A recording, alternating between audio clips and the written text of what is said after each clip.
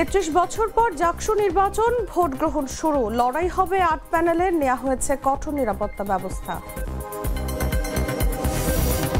ফরিদপুর ৪ আসন পুনর্বিন্যাসের প্রতিবাদ, অবরোধের তৃতীয় দিনের মতো ঢাকার সঙ্গে ২১ জেলার যান চলাচল বন্ধ। ঢাকায় বজ্রবৃষ্টির আভাস, কমতে পারে দিনের তাপমাত্রা, ঘন্টায় ৮ থেকে ১২ কিলোমিটার বেগে প্রবাহিত হতে পারে বাতাস। এখনো টানটান উত্তেজনা বিরাজ করছে নেপালে, জনগণ এবং সম্পত্তি রক্ষার জন্য শুক্রবার পর্যন্ত কাঠমান্ডুতে কারফিউ জারি। এবং বাংলাদেশের এশিয়া কাপ মিশন শুরু আজ, আবুধাবিতে গ্রুপ বি ম্যাচ দিয়ে যাত্রা শুরু লিটন দাসের দলের, প্রতিপক্ষ হংকং।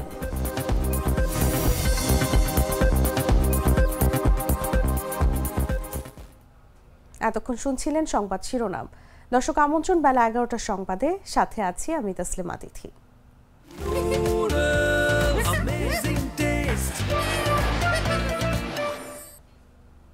চলে যাচ্ছি পুরো খবরে।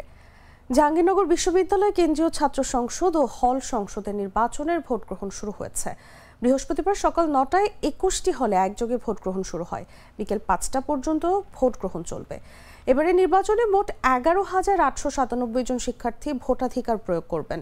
এর মধ্যে ছাত্র ৬,১১৫ জন এবং ছাত্রী ৫,৭২৮ জন। ভোট গ্রহণের জন্য ২১টি কেন্দ্রে ২২৪টি বুথ স্থাপন করা হয়েছে। এবারে নির্বাচনে কেন্দ্রীয় সংসদের ২৫ পদের বিপরীতে প্রতিদ্বন্দ্বিতা করবেন ১৭৭ জন প্রার্থী। নির্বাচনে বামপন্থী, শিবির, ছাত্রদল ও স্বতন্ত্রদের সমর্থিত মিলিয়ে সর্বমোট ৮টি প্যানেল অংশগ্রহণ করবে। ছাত্রদের ১১টি ও ছাত্রীদের 10টি হল মিলিয়ে মোট ২১ ভোট কেন্দ্র ঠিক করা হয়েছে। ভোট গ্রহণের জন্য ২১টি কেন্দ্রে ২২৪টি বুথ স্থাপন করা হয়েছে। নির্বাচনে ৬৭ জন পোলিং অফিসার এবং ৬৭ জন সহায়ক পোলিং অফিসার নিয়োগ করা হয়েছে। ভোট গ্রহণ শেষে বিশ্ববিদ্যালয়ের সিনেট হলে ভোট গণনা করা হবে।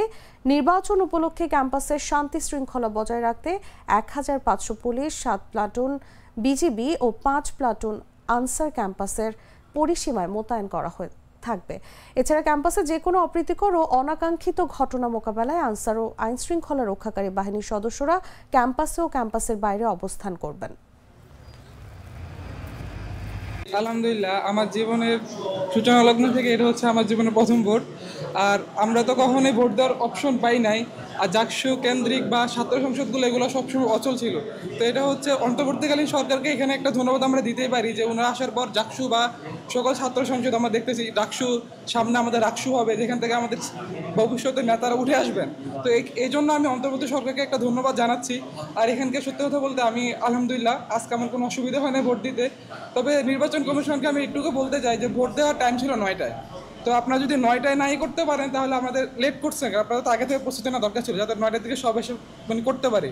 তো আমার মনে হয় এই অভিযোগটুকু নির্বাচন কমিশন নেবেন, যদি ওনাদের অনেক গাফিলতি আমরা ইতিমধ্যে দেখতে পেয়েছি আর কি। দর্শক, এই মুহূর্তে জাহাঙ্গীরনগর বিশ্ববিদ্যালয়ে আছেন সহকর্মী মাহফুজুর রহমান নিপু, সরাসরি যাচ্ছি তার কাছে। জাহাঙ্গীরনগর বিশ্ববিদ্যালয়ের এই মুহূর্তে রয়েছে ২১ নম্বর হলে, যে হলে ৭৩৫ জন ভোটার রয়েছে। আর এই ভোটাররা তাদের ভোটাধিকার প্রয়োগ করবেন। সকাল ৯টা থেকে এই ভোট গ্রহণ শুরু হয়েছে। আমরা যদি দেখাতে চাই যে এই মুহূর্তে ভোট কেন্দ্রের পরিবেশটা যদি দেখাতে চাই, ১৬টি বুথ রয়েছে। ৭৩৫ জন ভোটারের জন্য তারা ১৬টি বুথ খুলেছে এবং প্রতিটি ভোটেই কিন্তু আমরা দেখতে পাচ্ছি যে শিক্ষার্থীরা তাদের রিটার্নিং অফিসারের কাছ থেকে ভোটার সিরিয়াল বুঝে নিয়ে এবং ব্যালট নিয়ে তারা সেখানে ভোট প্রদান করছেন। এক এক করে আমরা যেটা দেখেছি, বিভিন্ন প্রার্থীরাও কিন্তু ভোট চাওয়ার জন্য ভোট কেন্দ্রগুলোর সামনে আসছেন এবং তারা স্মরণ করে দিয়ে ভোট চাচ্ছেন। আপনারা দেখতে পাচ্ছেন যে বিভিন্ন পুলিং এজেন্ট থাকার কথা থাকলেও আজকে কিন্তু আমরা বেশ কয়েকজন প্রার্থীর সঙ্গে কথা বলেছি। তারা যেটা অভিযোগ করেছে যে কালকে মধ্যরাতে নির্বাচন কমিশন তাদেরকে যা বলা হয়েছিল যে পুলিং এজেন্ট দেওয়া যাবে, কিন্তু বাস্তবতকে এখন পর্যন্ত আমরা কিন্তু কাউকে তেমন পুলিং এজেন্ট হিসেবে দেখতে পাইনি। বেশ কয়েকটি কেন্দ্রেই ঘুরেছি, সেখানে কিন্তু একই চিত্র রয়েছে। তো আমরা সবশেষে যে চিত্র দেখতে পাচ্ছি যে ভোটাররা আসছেন, এসে ভোট দিচ্ছেন, তবে ভোটার যে সিরিয়াল সেটা কিন্তু অনেক দীর্ঘ নয়, কিছুটা ঢিলেঢালাই কিন্তু হচ্ছে। তবে সময় বাড়ার সঙ্গে সঙ্গে ভোটারদের যে দীর্ঘ সারি সেটা কিন্তু বাড়তে থাকবে, এমনটা কিন্তু আমরা জেনেছি। আমরা ধারণা করছি যে বেলা বাড়ার সঙ্গে সঙ্গে ভোটারদেরও লাইন দীর্ঘ হবে। তো এখন এই 21 নম্বর হলে শিক্ষার্থীরা আসছেন, ভোট প্রদান করছেন এবং ভোট দিয়ে কিন্তু তারা আবার চলেও যাচ্ছেন। এখন পর্যন্ত বিশ্ববিদ্যালয়ের সার্বিক পরিস্থিতি শান্ত রয়েছে, কোথাও কোনো ধরনের অপ্রীতিকর খবর পাওয়া যায়নি।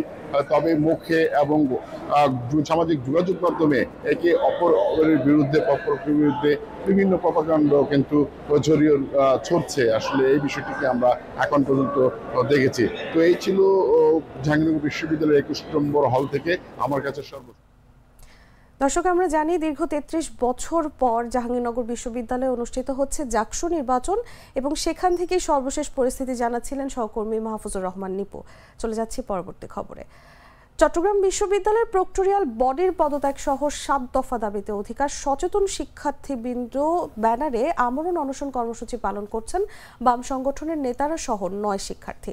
তবে অনশনে বসার 2 ঘন্টা পরেই খাবারের দোকানে দেখা গেছে অনশনরত 24 শাখা বিপ্লবী ছাত্র মৈত্রীর সভাপতি যশোদ জাকিরকে। বুধবার বেলা 12:30 থেকে বিশ্ববিদ্যালয়ের প্রক্টর অফিসের সামনেই কর্মসূচি পালন করছেন তারা। একটি ভিডিওতে দেখা যায় তারা দুপুর 12:30টায় অনশন শুরু করলেও 2:55 কলা ঝুপড়ির একটি খাবারের দোকানে 24 শাখা বিপ্লবী ছাত্র মৈত্রীর আহ্বায়ক যশোদ জাকিরকে দেখা যায়। খাবার শেষ করে কয়েকজনের সঙ্গে কিছুক্ষণ গল্প করেন, পরে টিস্যু দিয়ে হাত মুছে খাবারের টাকা দিতে দেখা যায় তাকে। যশোদ জাকির মিউজিক বিভাগের 2020-21 সেশনের শিক্ষার্থী।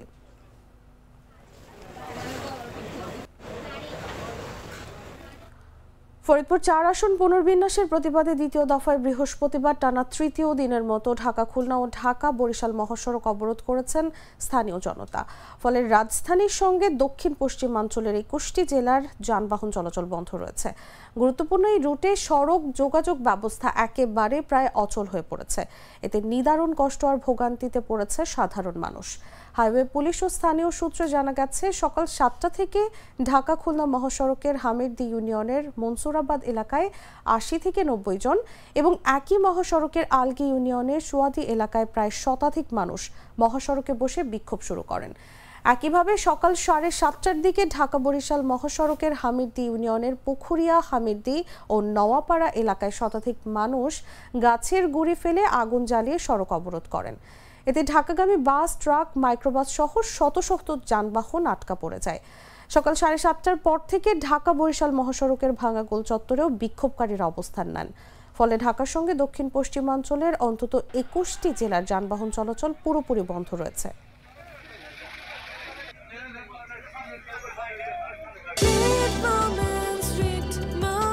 Treat chocolate. Treat moment. Sweet moment. Life সাপোর্টে নেওয়া হয়েছে দেশ বরেণ্য লালন সঙ্গীত শিল্পী ফরিদা পারভিনকে। শারীরিক অবস্থার অবনতি হলে বুধবার বিকেলে তাকে লাইফ সাপোর্টে নেওয়ার সিদ্ধান্ত হয়। বিষয়টি নিশ্চিত করেছেন তাকে চিকিৎসা দেওয়া হাসপাতালের ব্যবস্থাপনা পরিচালক ডাক্তার আশিস কুমার চক্রবর্তী। ফরিদা পারভিন দীর্ঘদিন ধরে কিডনি জটিলতায় ভুগছিলেন। ভোগান্তি এমন পর্যায়ে পৌঁছেছে যে তাকে এখন সপ্তাহে 2 দিন ডায়ালাইসিস করাতে হয়। নিয়মিত ডায়ালাইসিসের অংশ হিসেবে 2রা সেপ্টেম্বর মহাখালীর এক বেসরকারি মেডিকেল কলেজ হাসপাতালে নেওয়া হয় তাকে, কিন্তু ডায়ালাইসিসের পর তার শারীরিক অবস্থার অবনতি ঘটে। এ সময় চিকিৎসকরা তাকে হাসপাতালে ভর্তির পরামর্শ দেন। এরপর থেকে তিনি হাসপাতালটির নিবিড় পরিচর্যা কেন্দ্রে চিকিৎসাধীন ছিলেন।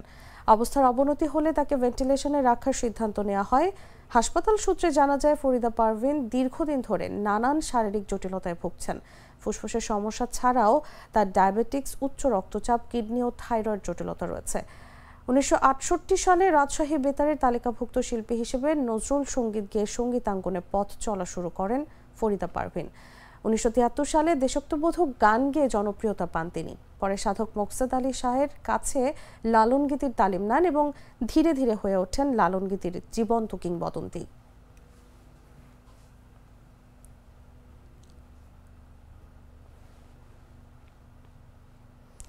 ঢাকা ও পার্শ্ববর্তী এলাকায় দিনের তাপমাত্রা কমতে পারে বলে আভাস দিয়েছে আবহাওয়া অধিদপ্তর। বৃহস্পতিবার সকাল 7টা থেকে পরবর্তী 6 ঘন্টার জন্য দেওয়া পূর্বাভাসে এই তথ্য জানানো হয়েছে। পূর্বাভাসে আরও বলা হয়েছে, আকাশ আংশিক মেঘলা থেকে অস্থায়ীভাবে মেঘলা থাকতে পারে। বাতাস দক্ষিণ বা দক্ষিণ পূর্ব দিক থেকে ঘন্টায় 8 থেকে 12 কিলোমিটার বেগে প্রবাহিত হতে পারে। ঢাকায় আজ বৃষ্টিসহ বজ্রবৃষ্টি হতে পারে। সকাল 6টায় তাপমাত্রা 26.7 ডিগ্রি সেলসিয়াস এবং বাতাসে আর্দ্রতার পরিমাণ 87% ছিল। গতকাল বুধবার সর্বোচ্চ তাপমাত্রা ছিল 37.5 ডিগ্রি সেলসিয়াস এবং আজ বৃহস্পতিবার সর্বনিম্ন তাপমাত্রা পাওয়া গেছে 28.5 ডিগ্রি সেলসিয়াস। আজকে সূর্য অস্ত যাবে সন্ধ্যা 6টা 7 মিনিটে এবং আগামীকাল শুক্রবার সূর্যোদয় হবে ভোর 5টা 44 মিনিটে। আমি তো মশলা বদলে ফেলেছি, এবার আপনিও বদলে ফেলুন। একবার প্রাণ গুঁড়া মশলা ব্যবহার করেই দেখুন। জানাবো আন্তর্জাতিক সংবাদ।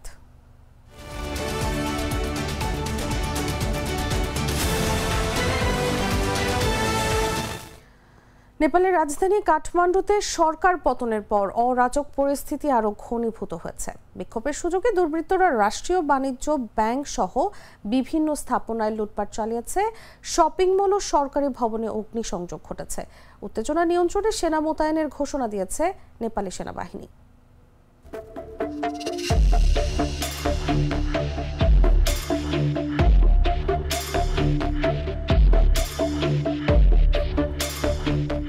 নেপালের রাজধানী কাঠমান্ডুতে চলমান অরাজকতার সুযোগ নিয়ে ব্যাংক লুট করেছে দুর্বৃত্তরা।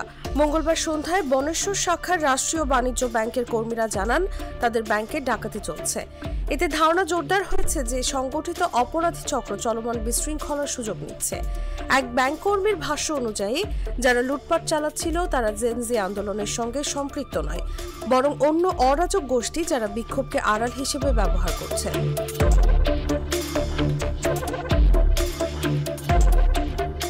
এছাড়াও সোশ্যাল মিডিয়ায় ছড়িয়ে পড়া ভিডিওতে বিভিন্ন শপিং মল, বাড়িঘরে অগ্নিসংযোগ ও লুটপাট চালাতে দেখা গেছে। সরকার পতনের পর নেপালের রাজধানীতে এখনও টানটান উত্তেজনা বিরাজ করছে।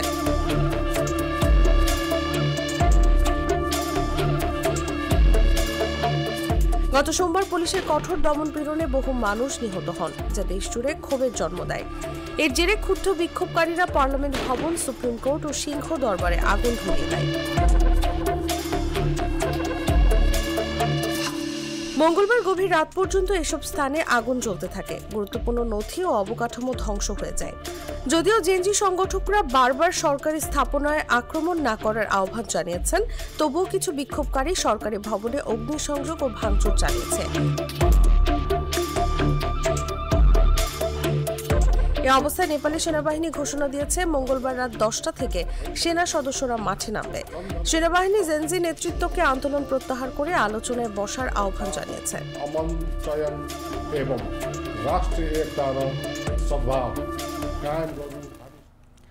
এদিকে চলমান পরিস্থিতির কারণে আগামী শুক্রবার পর্যন্ত কাঠমান্ডু উপত্যকায় কারফিউ জারি করেছে নেপালের সেনাবাহিনী। বুধবার এক বিবৃতিতে দেশটির সেনাবাহিনী জানিয়েছে, চলমান অস্থিরতার মধ্যে জনগণ এবং সম্পত্তি রক্ষার জন্য এই আদেশ দেওয়া হয়েছে। সরকার পতনের পর নেপালের রাজধানীতে এখনও টানটান উত্তেজনা বিরাজ করছে। গত সোমবার পুলিশের কঠোর দমনপীড়নে বহু মানুষ নিহত হন, যা দেশজুড়ে ক্ষোভের জন্ম দেয়। এর জেরে ক্ষুব্ধ বিক্ষোভকারীরা পার্লামেন্ট ভবন, সুপ্রিম কোর্ট ও সিংহ দরবারে আগুন ধরিয়ে দেয়। মঙ্গলবার গভীর রাত পর্যন্ত এসব স্থানে আগুন চলতে থাকে। গুরুত্বপূর্ণ নথি ও অবকাঠামো ধ্বংস হয়ে যায়। রাজধানী কাঠমান্ডুতে চলমান অরাজকতার সুযোগ নিয়ে ব্যাংক লুট করেছে দুর্বৃত্তরা। মঙ্গলবার সন্ধ্যায় বনেশ্বর শাখার রাষ্ট্রীয় বাণিজ্য ব্যাংকের কর্মীরা জানান তাদের ব্যাংকে ডাকাতি চলছে। এতে ধারণা জোরদার হয়েছে যে সংগঠিত অপরাধী চক্র চলমান বিশৃঙ্খলার সুযোগ নিচ্ছে। এক ব্যাংক কর্মীর ভাষ্য অনুযায়ী যারা লুটপাট চালাচ্ছিল তারা জেনজি আন্দোলনের সঙ্গে সম্পৃক্ত নয়, বরং অন্য অরাজক গোষ্ঠী যারা বিক্ষোভকে আড়াল হিসেবে ব্যবহার করছে।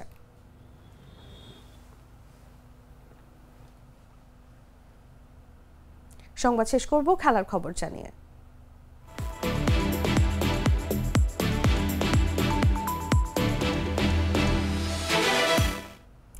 2025 টি-20 এশিয়া কাপ শুরু হয়েছে 9 সেপ্টেম্বর। বাংলাদেশ মাঠে নামছে আজ। আবুধাবিতে গ্রুপ বি ম্যাচ দিয়ে এশিয়া কাপের যাত্রা শুরু করছে লিটন দাসের দল। প্রতিপক্ষ হংকং। ম্যাচটি শুরু হবে বাংলাদেশ সময় রাত 8:30টায়। টানা 3টি টি-20 সিরিজ জয়ের আত্মবিশ্বাস নিয়ে টুর্নামেন্টে নামছে টাইগাররা। দলের শক্তি এখন ব্যাটিং ও বোলিং দুদিকেই।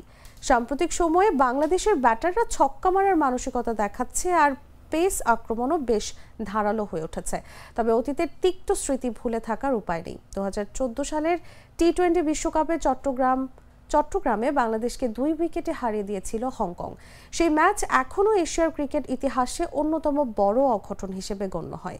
সেই দলের দুজন এখনও আছেন হংকং স্কোয়াডে, যারা নতুন প্রজন্মকে অনুপ্রাণিত করতে পারেন। যদিও এরপর থেকে তারা পূর্ণ সদস্য দেশগুলোর বিপক্ষে মাত্র 11টি আন্তর্জাতিক ম্যাচ খেলেছে। আবুধাবির কন্ডিশন সাধারণত বোলারদের কিছুটা সহায়তা করে শুরুতে, তবে পরে ব্যাটারদের জন্য সহজ হয়ে যায়। শিশির প্রভাব ফেলতে পারে, তাই টস জেতা গুরুত্বপূর্ণ হয়ে উঠতে পারে।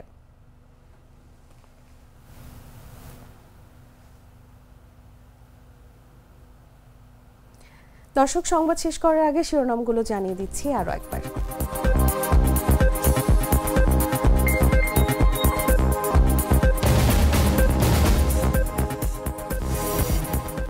33 বছর আজ ডাকসু নির্বাচন, ভোট গ্রহণ শুরু। লড়াই হবে 8 প্যানেলে, নেওয়া হয়েছে কঠোর নিরাপত্তা ব্যবস্থা। ফরিদপুর 4 আসন পুনর্বিন্যাসের প্রতিবাদ, অবরোধে তৃতীয় দিনের মতো ঢাকার সঙ্গে 21 জেলার যান চলাচল বন্ধ। ঢাকায় বজ্রবৃষ্টির আভাস, কমতে পারে দিনের তাপমাত্রা, ঘন্টায় 8 থেকে 12 কিলোমিটার বেগে প্রবাহিত হতে পারে বাতাস। এখনো টানটান উত্তেজনা বিরাজ করছে নেপালে, জনগণ এবং সম্পত্তি রক্ষার জন্য শুক্রবার পর্যন্ত কাঠমান্ডুতে কারফিউ জারি। এবং বাংলাদেশের এশিয়া কাপ মিশন শুরু আজ। আবুধাবিতে গ্রুপ বি ম্যাচ দিয়ে যাত্রা শুরু লিটন দাসের দলের, প্রতিপক্ষ হংকং।